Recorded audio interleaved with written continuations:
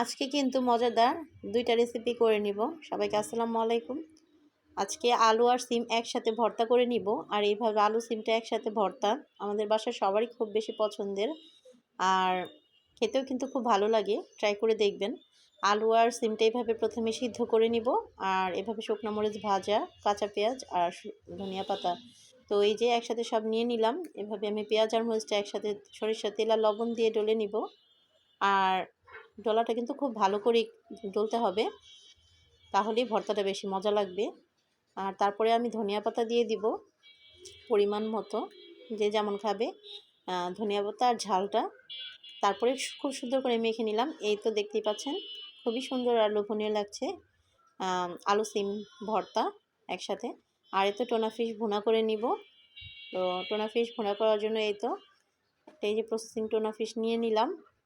আর পেঁয়াজ কুচিটা আমি একটু বেশি করেই দিব, যেহেতু ফিশটা অল্পই। তো এই যে তেল দিয়ে দিব, তেল দিয়ে তারপরে আমি কিন্তু পেঁয়াজটা দিয়ে দিব। আর পেঁয়াজটা কিছুক্ষণ ভেজে নিব। কিছুক্ষণ ভেজে নিয়ে তারপরে আমি একে একে সব কিছু দিব। আর এই তো টেন ফিশটা খুলে নিলাম, দেখতেই পাচ্ছেন। আর এটা দিয়ে কিন্তু সালাদও খাওয়া যায়, এই যেভাবে প্রসেস করা আছে। আর এখানে আমি এই যে পেঁয়াজটা একটু ভাজা ভাজা করে পানি দিয়ে একটু হলুদের গুঁড়া, মরিচের গুঁড়া, ধনিয়ার গুঁড়া আর আদা রসুন দিয়ে এই যে এভাবে সুন্দর করে আমি এটা কষিয়ে নিব। খুব ভালো করে কষাবো। আর খুব ভালো করে কষানোর পরে এই তো টোনা ফিশটা আমি দিয়ে দিব। আর দিয়ে আমি কিন্তু আর কোনো পানি ইউজ করব না। তো অল্প আছে আর কিছুটা কাঁচামরিচ দিয়ে দিব।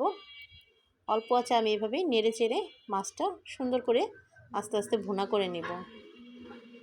আর দেখতে যেমন সুন্দর লাগছে, খেতেও কিন্তু খুবই সুস্বাদু হয়েছে।